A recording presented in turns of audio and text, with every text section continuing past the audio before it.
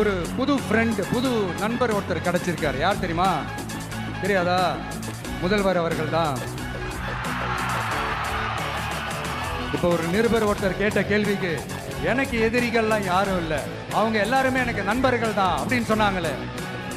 அப்படி நாங்கெல்லாம் உங்களுக்கு நண்பர்கள்னா அப்புறம் ஏன் சார் கரூர் விஷயத்துல ஏன் மேல பழி தூக்கி போட்டீங்க?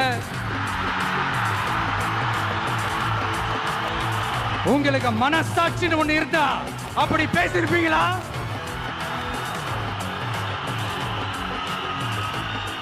அப்படி நாங்களாம் உங்களுக்கு நண்பர்கள்னா ஒரு ஈவெண்ட், ஒரு ஃபங்க்ஷன் நடத்துறதுக்கு ஒரு இடமோ ஒரு பர்மிஷனோ ஏன் கொடுக்க மாட்டேன்றீங்க? எல்லாத்தையும் நீங்களே பண்ணிட்டு போற போக்கில் அப்படியே பொய்களா அடிச்சு விட்டுக்கிட்டு இருக்கீங்க.